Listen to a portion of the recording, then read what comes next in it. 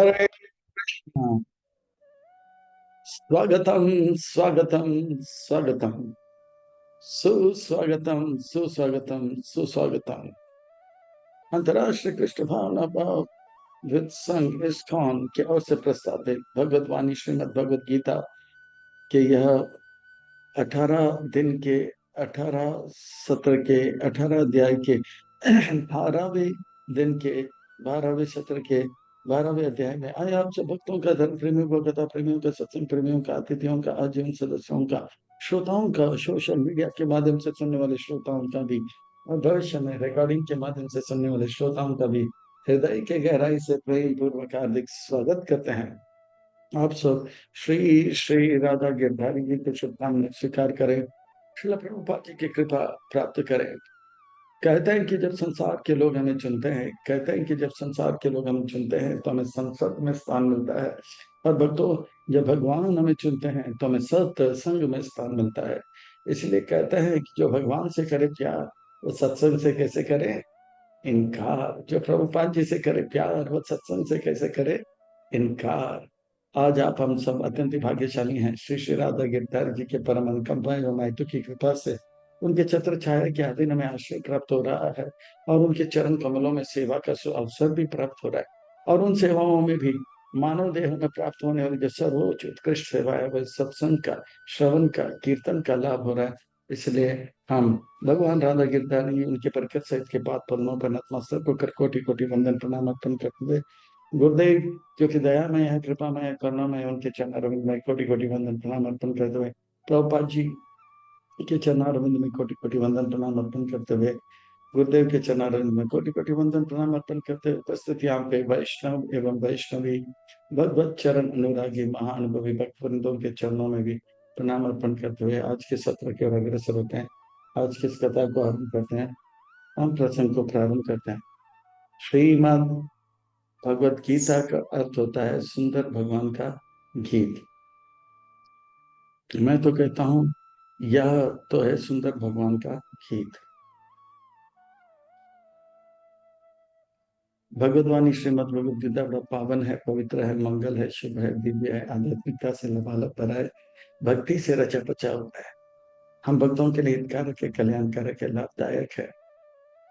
यह श्रीमद् भगवद गीता सुंदर भगवान का गीत है, भगवान के हृदय से आने वाला है, भगवान का प्रेम का गीत है, भगवान का दया, कृपा, करुणा जीव के प्रति वो शब्दों के माध्यम से हमें बतला रहे हैं, कह रहे हैं कि आओ घर लौट आ जाओ, क्यों मुझसे अलग रहकर कष्ट का अनुभव कर रहे हो, आओ मैं जितना सुख अनुभव करता हूँ उससे भी ज्यादा सुख अनुभव करो, आओ मेरे साथियों आओ।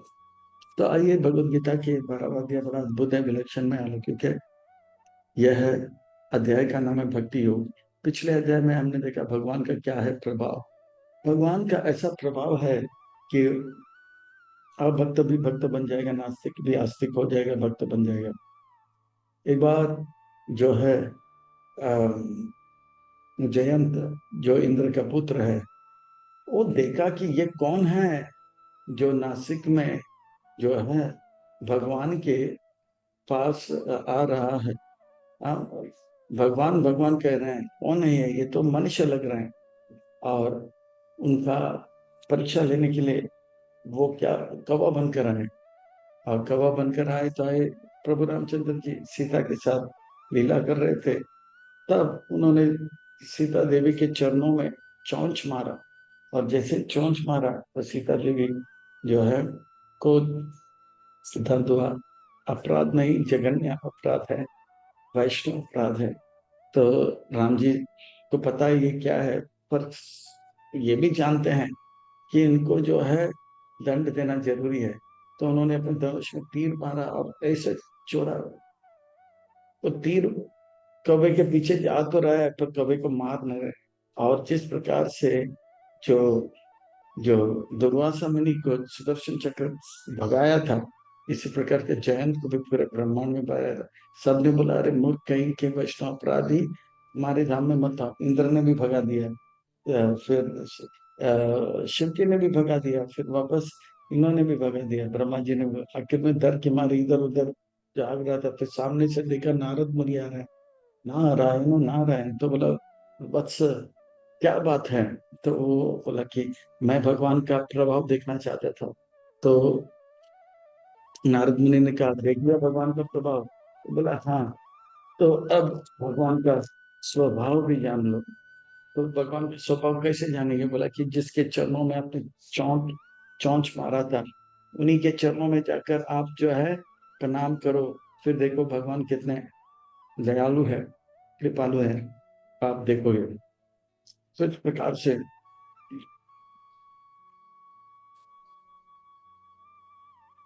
हरे कृष्णा हरे कृष्णा कृष्ण कृष्ण हरे हरे, हरे राम राम राम हरे हरे, हरे कृष्णा कृष्ण कृष्ण कृष्ण हरे राम राम राम।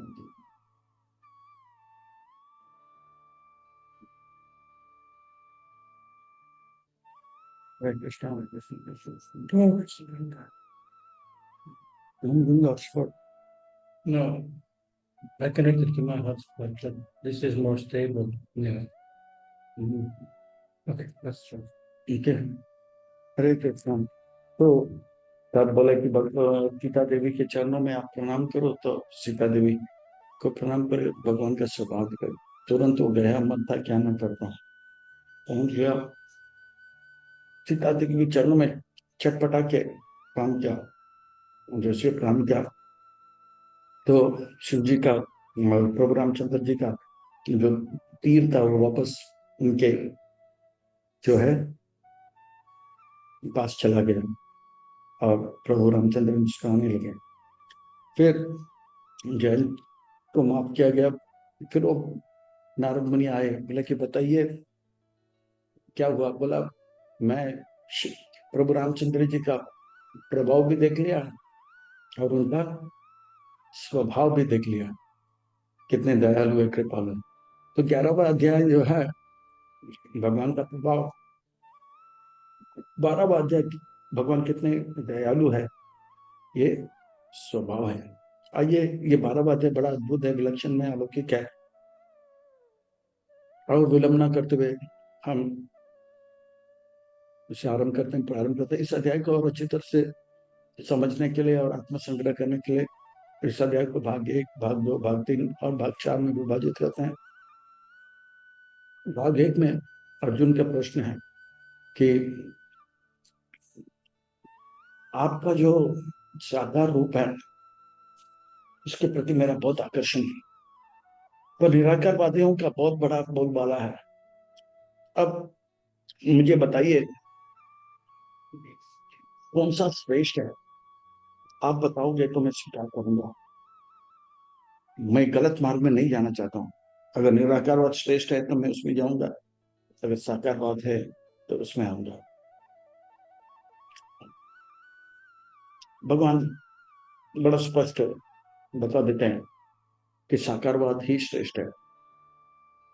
भक्तों का अलग अलग स्तर जो है 8 से 12 में बताया जा रहा है, और भक्तों के सुंदर गुण 13 से 20 में। छोटा सा है पर भक्ति से रचा पचा हुआ है, और इस अध्याय का नाम है भक्ति। और न विलंब करते हुए आइए आरंभ करते हैं, प्रारंभ करते हैं। अर्जुन वाच एवं सतत युक्ता भक्तास्तं पर्युपासते ये चापि अक्षरं सत्यं तेषां के योगवित्तं। कृपा करके बताइए, मेरा आकर्षण तो आपके साकार रूप के प्रति है, इसमें भी विश्व रूप के प्रति नहीं, चार भुज के प्रति भी नहीं, द्विभुज के प्रति। पर एक कृष्ण, बहुत सारे ज्ञानवादी घूम रहे हैं, कहते हैं निराकार निराकार निराकार। कहीं मैं गलती तो नहीं कर रहा हूँ? साकार अच्छा है कि निराकार? आप कृपा करके बताइए। अगर साकारवाद ही अच्छा है तो मैं साकारवाद में चलूंगा, निराकार अच्छा है पर तो मैं निराकार। पर आप बताइए जो भी बताना है। और भगवान का सुंदर श्री भगवान वाच, श्री भगवान वाचा का अर्थ होता है सुंदर। भगवान ने कहा, या श्री का अर्थ होता है सुंदर, और भगवान का अर्थ होता है महत्वपूर्ण व्यक्ति है। श्री भगवान वाचा का अर्थ सुंदर महत्वपूर्ण व्यक्ति कह रहे हैं हमारे लिए कुछ सुंदर और महत्वपूर्ण बात बताएं। अर्थात व्यास मुनि का अभिप्राय है कि हमें ध्यान से सुनना चाहिए, कमर को कसकर बैठना चाहिए, पेट को सीधा करके एकटक होकर सुनना चाहिए, क्योंकि कुछ महत्वपूर्ण और सुंदर बताया जा रहा है। मयि आवेश मनो ये माम नित्युक्त उपासते श्रद्धाय परिपेतास्तेन युक्त तममतः। वही आवेश, मेरे भक्त मेरे पे पूरी आवेश हो जाता है। आवेश का तो होता है जैसे कोई बच्चा मोबाइल में आवेश हो जाता है, खेल खेल खेल उनको माँ बुलाते खाना है, खा चलो खाने का टाइम हो गया, पढ़ाई का टाइम हो, कुछ नहीं आवेश हो जाता है। जैसे आप पुराने जमाने में थिएटर हुआ करता था, लोग थिएटर में देखते थे, अंधकार होता था, भूल जाते थे कि आजू बाजू में कौन है, आवेश। इसी प्रकार से जो भगवान के नाम रूप लीला में आवेश हो जाते हैं, नित्य उपासते, अब नित्य भगवान का श्रीराधिका नादयो अपार माधुर्य लीला गुण नाम प्रतिशन आस्वादन लोकस्या, प्रतिशन उसमें लग जाते हैं, नाम रूप गुण लीला में आवेश हो जाते हैं। नित्य युक्त उपासते, श्रद्धा के साथ प्रकट, वो मुझे श्रेयस करे।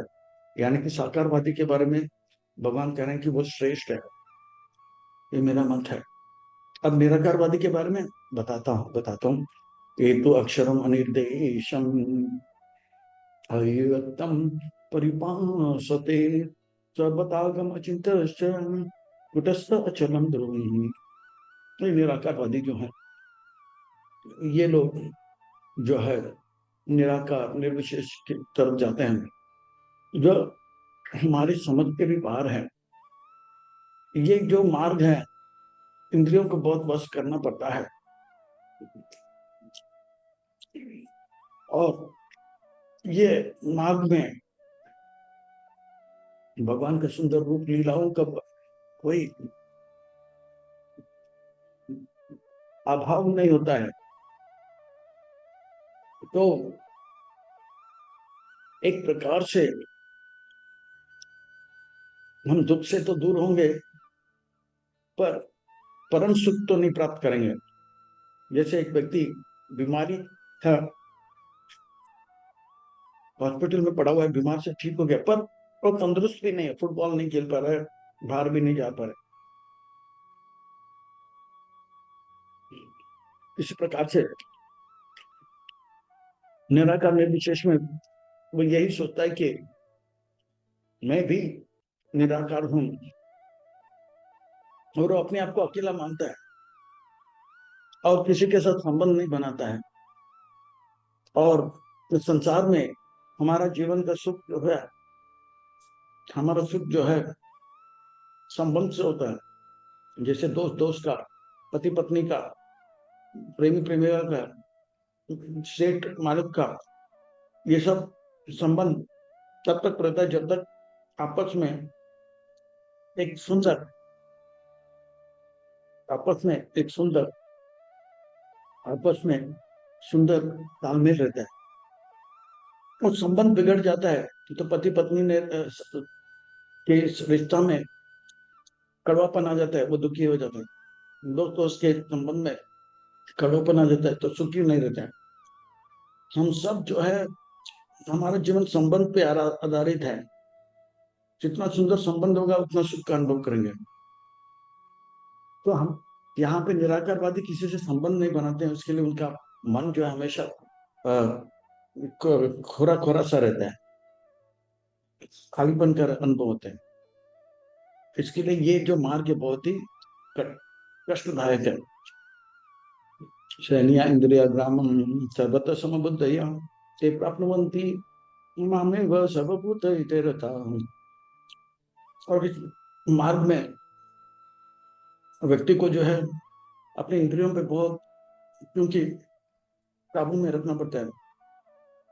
मन से आंख से सुंदर रूप को नहीं देखना है, केवल ग्रंथ को देखना है, केवल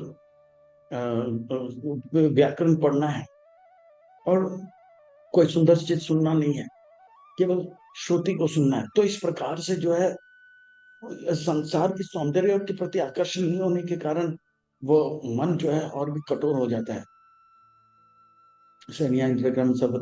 और सब, और संसार में हर जीव से उनको प्रेम करना होता है, के साथ अच्छा व्यवहार करना होता है, और सबका हित करना होता है।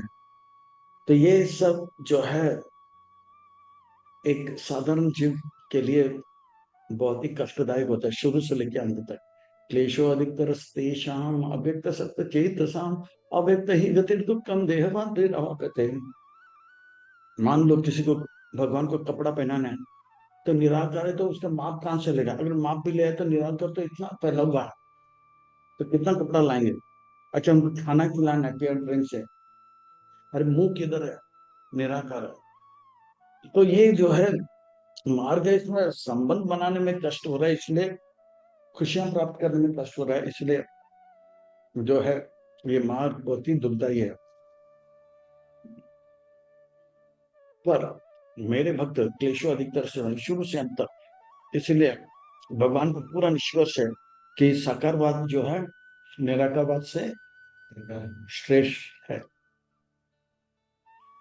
और अब देखिए अलग अलग भक्तों का शनि, ये परमंशों का वर्णन आ रहा है। राधा रानी, सुखदेव गोस्वामी महाराज, चाकनी, ये तू सर्वाणि कर्माणि मयि संन्यास मत परा अनन्येन योगेन मां दयान्तो उपासते अनन्येन योगेन। वो केवल और केवल ना अन्य किसी चीज पे भगवान का, वो केवल भगवान को प्रसन्न करने के लिए भगवान के नाम रूप गुण लीला में लगे रहते हैं। इस प्रकार से उनको इतना आनंद आता है, इतना आनंद आता है कि वो भौतिक जगत में है, उनको ये भी पता नहीं रहता, वहां से जाना भी नहीं चाहते। पर मैं मेरे भक्तों को ज्यादा देर भौतिक जगत में नहीं रखना चाहता हूँ, मैं खुद गरुड़ में आरूढ़ होकर उनको लेकर जाता हूँ। शेषाम समुद्राता मृत्यु संसार सागर भवामि न चिरपात मयि आवेशित चेतसाम।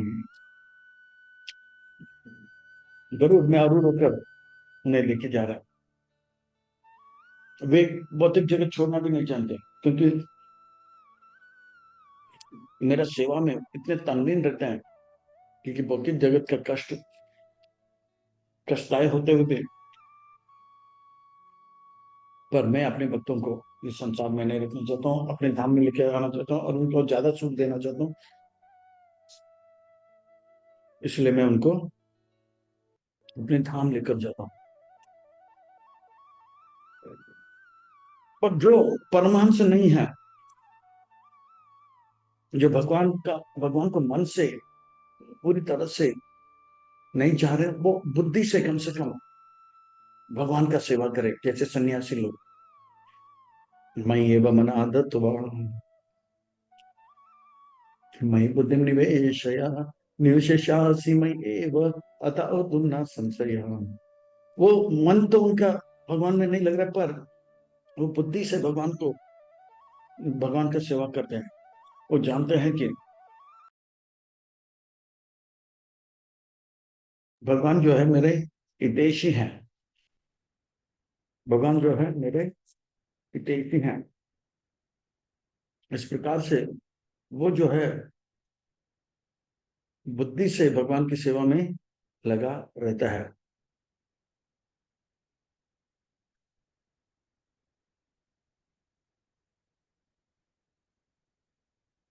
हरे कृष्ण हरे कृष्ण कृष्ण कृष्ण हरे हरे हरे।